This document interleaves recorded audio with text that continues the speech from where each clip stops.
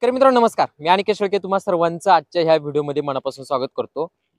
शेतकरी मित्रांनो, सोयाबीन पिकाचं नियोजन करत असताना, व्यवस्थापन करत असताना प्रत्येक शेतकऱ्याचं सध्या मनामध्ये असा विचार आहे की कमी खर्चामध्ये आम्हाला सोयाबीनचं कसं नियोजन करता येईल.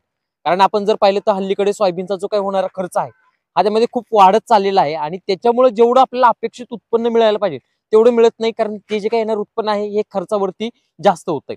तर मी तुम्हाला आज हेच सांगणार आहे, जर सोयाबीन पिकाचा जर खर्च आपल्याला कमी करायचा असेल तर नेमकी कुठे कुठे आपण खर्चामध्ये बचत करू शकतो आणि याच्यामुळे जे झालेली खर्चातली बचत असणार आहे ते आपलं खरं तर चांगल्या प्रकारचं प्रॉफिट म्हणून आपण ग्राह्य त्यामध्ये धरू शकतो. तर सगळ्यात मेन मुद्दा शेतकरी मित्रांनो, आपल्याला सोयाबीनची बचत करत असताना आपण एका ठिकाणी सगळ्यात जास्त जी बचत करू शकतो ती म्हणजे की बियाण्यामध्ये. कारण आपलं दरवर्षी सगळ्यात जास्त सोयाबीन पिकाचं नियोजन करत असताना बियाण्यावरती सगळ्यात जास्त आपला खर्च होत असतो. यावर्षी जर आपण बियाण्याचा जर विचार केला, 150 ते 200 रुपये किलो प्रति त्यामध्ये बियाण्याला बाजारभाव आहे. मग अशा वेळी जर एखाद्या शेतकऱ्याचं 10 एकर जर सोयाबीन असेल, कोणाचं 15 एकर सोयाबीन असेल, अशा वेळेस शेतकऱ्याला जर बियाणं जर घ्यायचं झालं तर कमीत कमी 15-20 हजाराचं त्या शेतकऱ्याला नुसतं बियाणंच घ्यावं लागेल. मग याच्यासाठी शेतकरी मित्रांनो, दरवर्षी आपण नवीन बियाणं घेत असतो. तर तुमच्या माहितीसाठी सांगतो शेतकरी मित्रांनो, दरवर्षी नवीन बियाणं घेण्याची बिलकुलही गरज नाही. कारण सोयाबीनचं जे काही बियाणे येत असतं हे त्यामध्ये फाउंडेशन असेल त्यामध्ये बियाणे येत असतं. याच्यासाठी दरवर्षी तुम्ही नवीन बियाणं घेण्याची गरज नाही.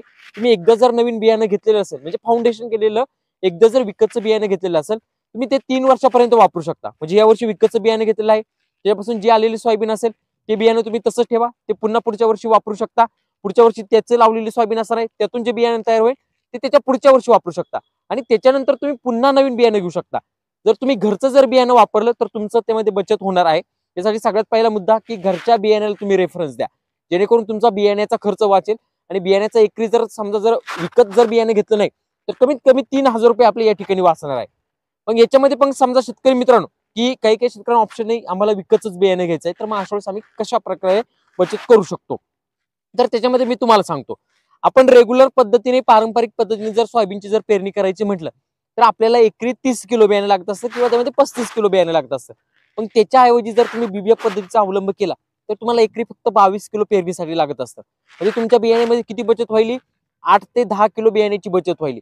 आणि 8 ते 10 किलो बियाण्याची बचत जर आपण आत्ताच्या बाजारभावाच्या दृष्टिकोनातून जर पाहिलं, 150 रुपये किलो जर बियाणं जर पकडलं, 10 किलो जरी बियाण्याची बचत झाली तर साधारणपणे 1,500 रुपयाची आपली त्यामध्ये बचत होणार आहे.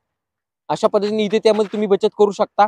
बीबीएफ पद्धतीने जर सोयाबीनची पेरणी केली, कमी बियाणं लागेल आणि बीबीएफ पद्धतीमध्ये तुम्हाला उत्पन्न सुद्धा जास्त मिळेल. हा झाला एक दुसरा पार्ट बियाण्याच्या बचतीचा.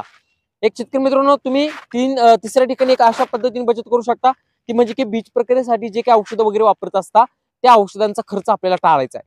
जर तुम्ही विकतचं बियाणं घेताय, विकतचं बियाणं घेत असताना जी काही बॅग येते त्या बॅग मध्ये तुम्ही पाहत असाल की थायरम नावाची त्यामध्ये बीज प्रक्रिया करण्यासाठी पुढे येत असते. ऑलरेडी तुम्ही जर त्याची जर बीज प्रक्रिया केली तर विकतच्या औषधाची बीज प्रक्रिया तुम्हाला करण्याची गरज नाही. एखाद्या शेतकऱ्याचं 10 एकर आहे आणि तो एखादा त्यामध्ये 350 रुपयाचं जर औषध एका बॅगसाठी जर घेत असेल तर त्याचे कमीत कमी त्यामध्ये जर 10 बॅगांसाठी जर आपण विचार केला 3,500 रुपये त्या ठिकाणी औषधामध्ये बचत होणार आहे. याच्यासाठी जे आपल्याला फुकट मिळतं त्या बॅग सोबत त्याचीच तुम्ही बीज प्रक्रिया करा. विकत बाकीची काही बीज प्रक्रिया करायची गरज तुम्हाला पडणार नाही. थायरमची बिनधास्त त्यामध्ये बीज प्रक्रिया करून द्या. विकत बियाण्याला तुम्ही बीज प्रक्रिया करू नका, जेणेकरून या ठिकाणी सुद्धा तुम्ही बचत करू शकता.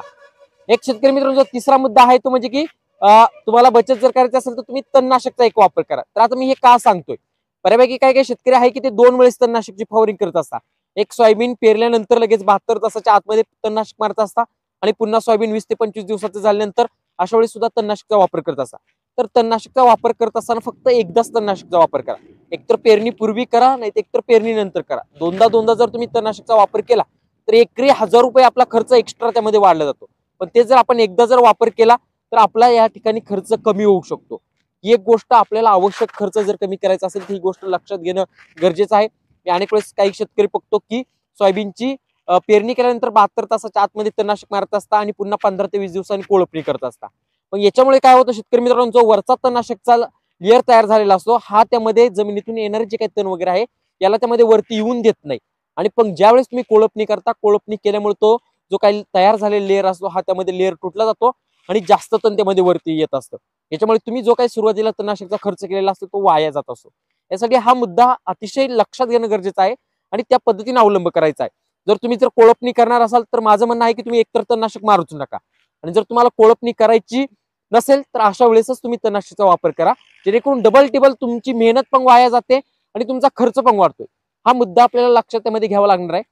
एक जो शेतकरी मित्रांनो पुढचा आपल्या सोयाबीन पिकाचा जर विचार केला तर सगळ्यात जास्त जो आपला खर्च होतोय तो म्हणजे की फवारणीवरती. सोयाबीन पिकाला फवारणी करत असताना फक्त 3 फवारण्यांचं नियोजन ठेवा. 3 पेक्षा जास्त फवारण्या घेण्याची गरज नाही. आणि या तिन्ही फवारण्या घेत असताना तिन्ही फवारण्यांचा एकरी खर्च 3 ते 3.5 हजाराच्या आसपास कसा बसेल या हिशोबाने औषधांची त्यामध्ये निवड करा. जसं की आम्ही बऱ्यापैकी शेतकरी पाहत असतो, पहिली फवारणी असेल, दुसरी असेल, अगदी तिसरी असेल, तिन्ही फवारणीमध्ये बुरशीनाशकाचा त्यामध्ये वापर करत असता. तर सोयाबीनला बुरशीनाशक फवारणी करण्याची शक्यतो गरज नाही. तुम्ही पहिल्या किंवा दुसऱ्या फवारणीमध्ये एकदाच त्यामध्ये बुरशीनाशक वापरा, जेणेकरून तुम्हाला डबल डबल औषधं वापरण्याची गरज पडणार नाही. आणि एक जरी औषध आपण घ्यायचं जरी टाळलं तर आपले 400-500 रुपये त्याच्यामध्ये बचत होणार आहे. आणि ही छोटी छोटीशी बचत मिळून आपल्याला सोयाबीनवरचा खर्च त्यामध्ये कमी करायचा आहे. आणि अशा पद्धतीने आपल्याला जो काही सोयाबीनवरचा खर्च वाढत चाललेला आहे हा त्यामध्ये कमी करावा लागणार आहे. असं नाही की त्यामध्ये नवीन काही तंत्र येईल त्याचा जर वापर करू आणि मग आपला खर्च कमी होईल. प्रत्येक गोष्टीमध्ये आपल्याला काटकसर करावी लागणार आहे. प्रत्येक गोष्टीवरती आपल्याला विचार विनिमय करून सगळ्या गोष्टी करावी लागणार आहे. तेव्हा सोयाबीनवरचा वाढलेला खर्च आपला कमी होईल आणि आपलं उत्पन्न त्यामध्ये जास्त जायला मदत होणार आहे. याच्या व्यतिरिक्त अजून आपण नेमकी खर्चामध्ये कुठे बचत करू शकतो जर तुम्हाला काही वाटत असेल तर ती खाली नक्की कमेंट करा, जेणेकरून आपल्या बाकीच्या शेतकरी बांधवांना निश्चित फायद्याची त्यामध्ये माहिती मिळेल. आणि हा व्हिडिओ आवडला असेल तर व्हिडिओला नक्की लाईक करा, बाकीच्या शेतकऱ्यांपर्यंत नक्की शेअर करा. धन्यवाद.